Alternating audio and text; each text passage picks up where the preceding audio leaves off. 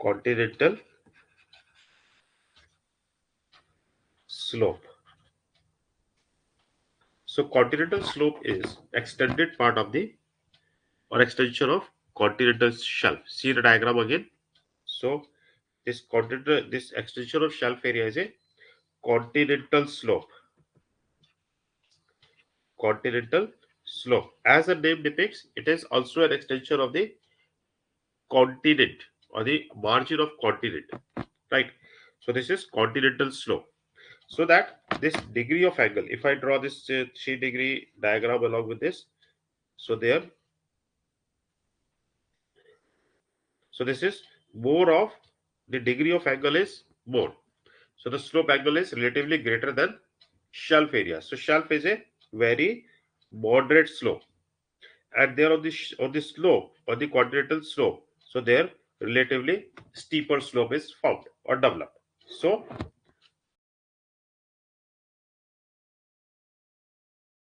continental slope has the slope angle about 6 to 10 degree, 6 to 10 degree, and it extends up to 1000 meter, or we can say range from 200 meter to 1000 meter average depth. Some locations it extends up to inside the oceans, kilometer inside oceans or seas, right? So this has a relatively greater depth, right? A unique feature has been formed over the shelf areas. There are submarine canyons.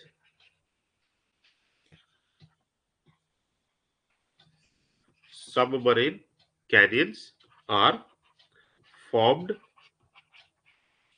on over the continental slope. Now you understand this. What is submarine canyon? Submarine means under the sea or at seafloor. Canyon means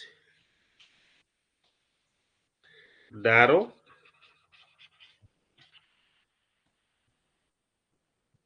V-shaped valleys. V-shaped valley.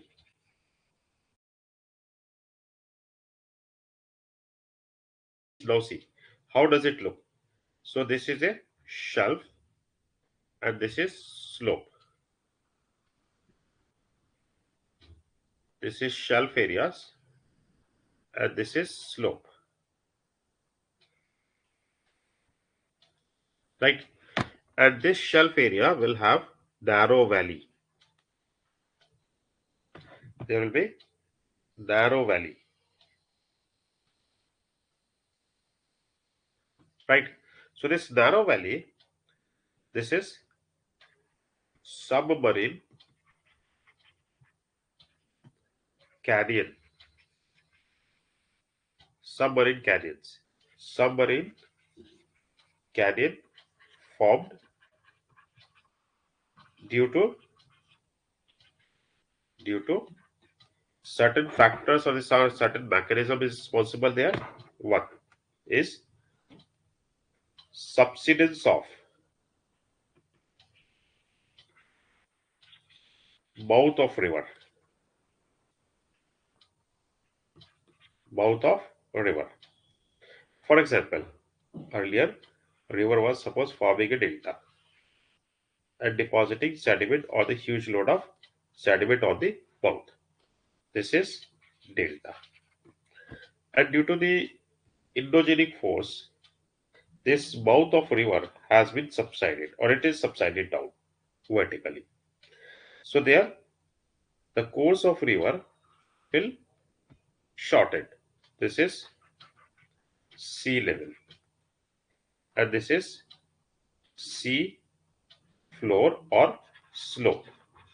So delta has been converted now into the slope.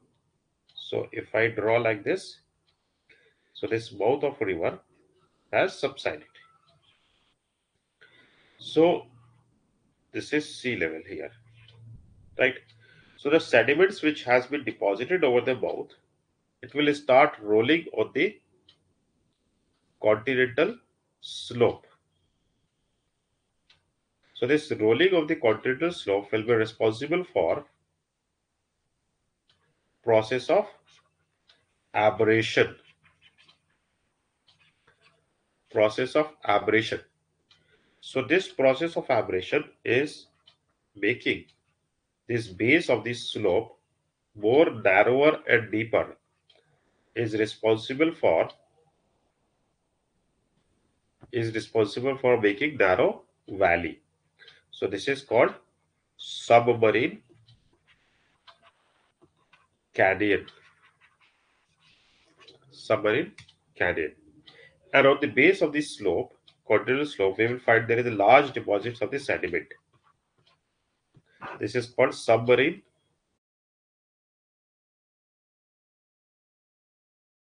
alluvial cone and fan. Alluvial fan, right? So that is because of the erosional process under the oceans, right? So here there is a formation of submarine canyon along the slope, right? So this is submarine canyon is formed because of subsidence of the mouth of river. Another factor is turbidity. Current is a factor for formation of submarine canyon. So here along this slope, water has been vertically mixing. There is the flow of a river. There is a flow of a river, and also there is a mixing of the ocean water also. So there water has been mixing and which has been creating a whirlpool effect. This is creating a whirlpool effect. And also there is the erosion of the base of the ocean or the sea floor. So consequently, because of this mixing of uh, this ocean and the sea water, ocean and the river water, so this erode the floor of the sea in the on the continental slope. So this the valley has become narrow. Valley has become narrow. So this is called submarine canyon. So submarine canyon has been formed because of turbidity current.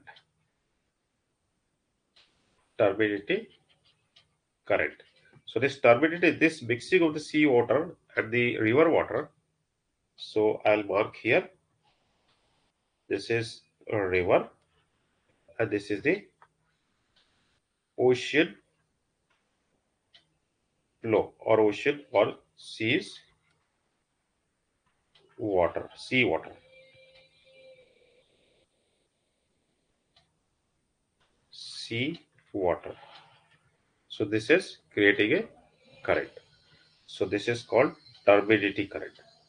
It is responsible for the formation of submarine canyon. Number three factor is for formation of submarine canyons. Number three is glacial theory by given by Delhi. So what is this glacial theory? During the Pleistocene period, there was ice age or glaciation on Earth. Ice age means they are freezing of water. This will cause decrease in sea level.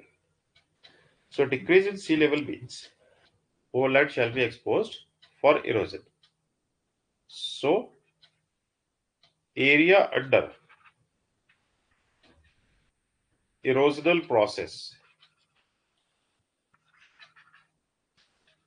will increase. Area under erosional process will increase. So at margins of continents, narrow valley will be formed. After deglaciation, this narrow valley submerge under the water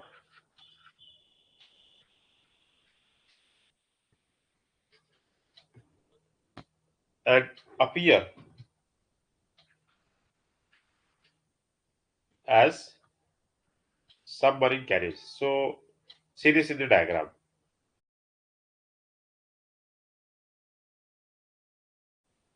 Along the coastal areas. So there, because of glaciation, the glaciers will move over the mountains and they will reach over the coast. And because of glaciation, the sea level is low. This is sea level during glaciation time. So when the glaciers are moving over the coastal areas or edge of the continent, so they will erode this valley more deeper at the margins. So here narrow valley will be formed because of glacial erosion. So at the time of deglaciation, therein this is the rise in sea level. This is sea level at deglaciation. Deglaciation means a global warming, which will melt the ice and the sea level will rise. So this sea level will be rising over the coastal areas. So that the valley which was formed by glaciers earlier during the deglaciation age, the valley submerged sea, under the sea. So this narrow valley appears on the coastal areas, or this is a narrow valley has been along the coast there at time of or because formed due to the glacial erosion. This is submarine canyon. Submarine canyon formed by glaciers at time of glaciation. Significances of the continental slope. So here submarine canyons are ideal zones of fishing. For example, fjord coast are examples of submarine canyons which are productive fishing zones of world. Or the examples of the fjord coast is coast of Norway, Greenland, Iceland, Canada, Alaska, Russia, Japan,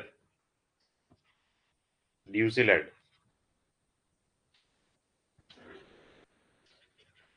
Argentina, Chile. So these all have the submarine canyons. So this is the ideal fishing grounds of the world. Number two, natural ports. Greater depth of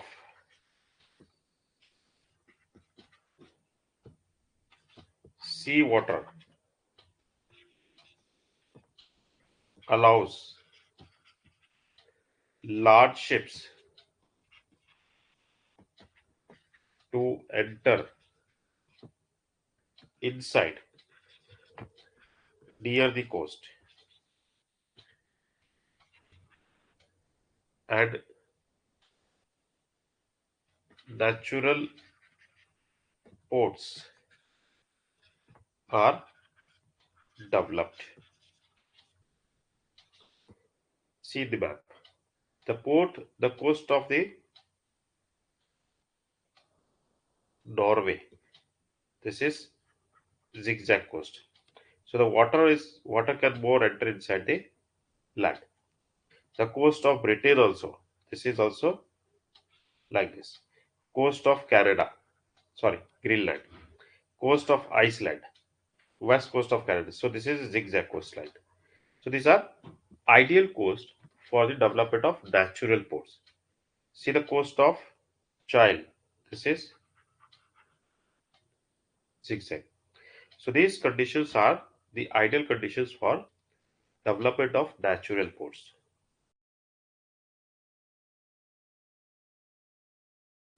Number 3. There is ideal condition for trapping ocean energy. Ocean energy. For example, turbidity current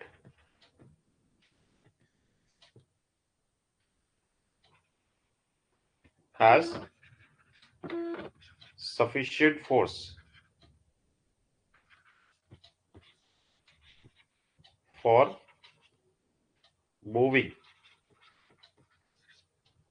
or swinging turbine fans. It can be greatly harnessed for energy production. Energy production as renewable source of energy. Renewable source of energy. So the countries, those who have such of the topography or the coastal region, they have ideal condition for the development of the ocean energy or using this ocean energy as a tidal resource, ocean energy resource for renewable source of energy. So it is going to have the greater demand in coming time because we are moving towards a shortage of the conventional source of resources, or the global warming is forcing us to move towards a alternate source of resources. Yes, so this is continental slope.